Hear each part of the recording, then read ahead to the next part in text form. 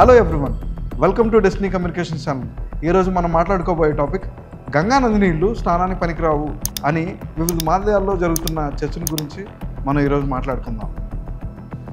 సరే, డీటెయిల్స్లోకి వెళ్తే కుంభమేళ చివరి దశలో ఒక వార్త చాలా వైరల్ అయిపోయింది. అదేంటంటే గంగా నది నీళ్లు స్నానం చేయడానికి కూడా పనికిరావు అని అంటే, లేదు పనికొస్తాయి, అవి తాగడానికి కూడా పనికొస్తాయని చెప్పేసి పెద్ద పెద్ద చర్చా వేదికల్లోనూ న్యూస్ ఛానల్లోనూ దీని మీద చర్చ దుమారం లేచిపోయి ఇది చాలా వైరల్ అయిపోయింది. గంగా నది గురించి కొన్ని డీటెయిల్స్ని తెలుసుకున్న తర్వాత మనం మిగతా చర్చించుకుందాం. అసలు గంగా నది ఇండియాలోనే అతిపెద్ద నది. అది దాదాపు 11 రాష్ట్రాలని దాటుతూ వెళ్తుంది అన్నమాట. అయితే ఈ గంగా నది ఎప్పటి నుంచో పొల్యూట్ అయిపోయింది అనడానికి కొంతమంది చెప్పేది ఏంటంటే, ఈ ఇష్యూ ఇప్పుడుది కాదు.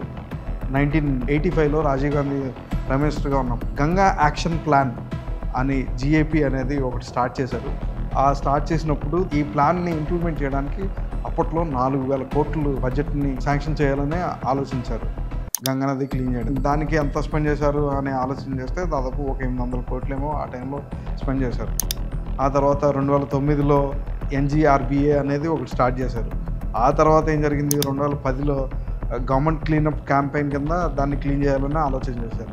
ఆ తర్వాత వచ్చిన గవర్నమెంట్ ఏం చేసింది, 2014లో నమామి గంగా ప్రోగ్రామ్ అని చెప్పేసి నరేంద్ర మోదీ గారు ఈ యొక్క ప్రాజెక్ట్ కోసం ఒక 20,000 కోట్లను 5 సంవత్సరాల్లో ఖర్చు పెట్టబోతున్నాం అని చెప్పేసి చెప్పారు. ఆ తర్వాత ఏం జరిగింది, 2023లో మేము ఖచ్చితంగా దీన్ని సీరియస్గా తీసుకుంటున్నాం అని చెప్పేసి మళ్ళా నమామి గంగా మిషన్ 2 అని చెప్పేసి 22,500 కోట్లకి కేవలం గంగా నదిని క్లీన్ చేయడానికి గవర్నమెంట్ ప్లాన్ చేసింది.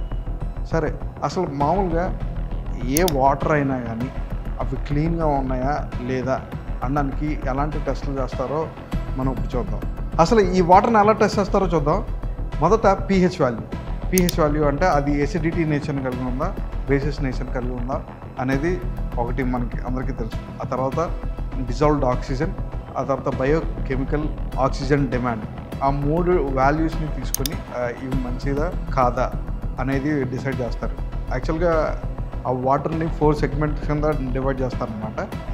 ఫస్ట్దేమో డ్రింకింగ్ పర్పస్, సెకండ్ది బాతింగ్ పర్పస్ స్నానం చేయడానికి, మూడోది అగ్రికల్చరల్ పర్పస్, 4th సెగ్మెంట్ వచ్చేసేపటికి చాలా ఎక్కువ పొల్యూషన్ కలిగి ఉంది అని ఆ యొక్క టెస్ట్ ద్వారా డిసైడ్ చేస్తారు.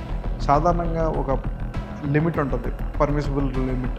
ఆ పర్మిసిబుల్ లిమిట్ని ఎలా చెప్తారంటే 2,500 MNP/100 ml.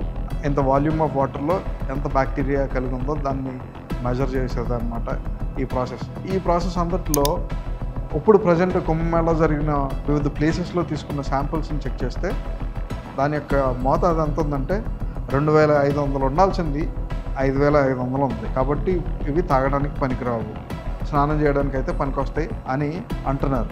అయితే official reports Uttarakhand environmental pollution control board కానీ, బీహార్ పొల్యూషన్ కంట్రోల్ బోర్డు కానీ ఇవన్నీ గమనిస్తే వీళ్ళేమో స్నానానికి పనికిరావు అని అంటున్నారు. సెంట్రల్ పొల్యూషన్ కంట్రోల్ బోర్డు కూడా స్నానం చేయడానికి పనికిరాదు అంటే, ఓ పక్కన ఆదిత్యనాథ్ గారు కానీ, ఆ తర్వాత ఒక సైంటిస్ట్ నేమ్ బాగా పాపులర్ అయింది.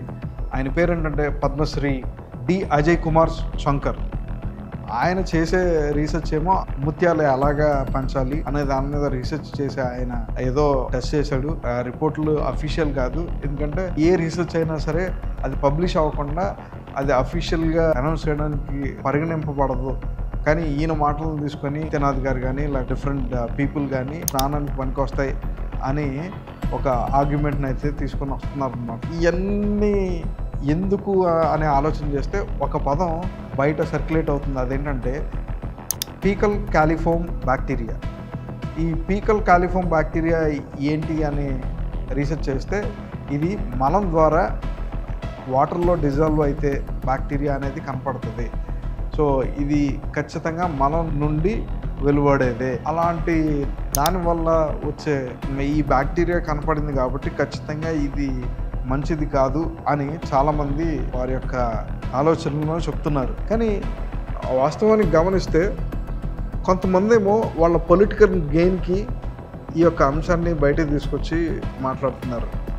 దీనికి సపోర్ట్ చేసే వాళ్ళంతా ఆ కుంభమేళా బాగా జరిగింది, దానివల్ల ఎవరికి ఏ ఇబ్బందులు కలగలేదు అనేది వాళ్ళు ప్రొజెక్ట్ చేయాలనుకుంటున్న అంశం.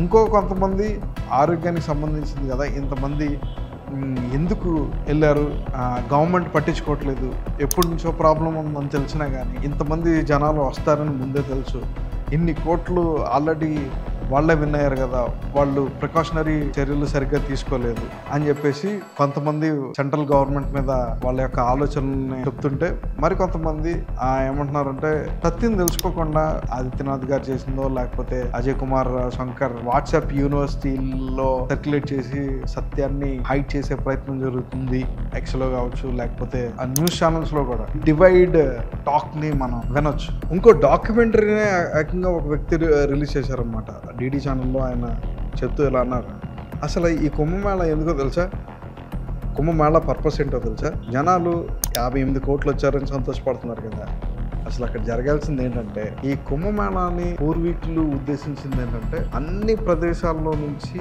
సత్యం కోసం తాపత్రయపడే ప్రజలు ఎవరైతే ఉంటారో this is a place where we reason will have debate, దానికోసం అదంతా పక్కన పెట్టేసి అంతమంది వచ్చారు, ఎంతమంది వచ్చారు, ఆ గంగా నదిలో మునిగితే పాపాలు పోతాయని నమ్ముతున్న వాళ్ళు కొంతమంది కాదు అనేక మంది, but we last the truth, we last the purpose అని చెప్పేసి బాధపడే వాళ్ళు కూడా ఉన్నారు. సో ఈ అన్నిటిలో మీరు దేనికి సపోర్ట్ చేస్తారో కింద కామెంట్లో మెన్షన్ చేయండి, మీ ఆలోచనలు ఏంటో మాకు తెలియజేయండి. మేము మరిన్ని వీడియోలను మేము ముందుకు తీసుకురావడానికి, మేము ముందుకు ప్రజెంట్ చేయడానికి ఆశపడుతున్నాం.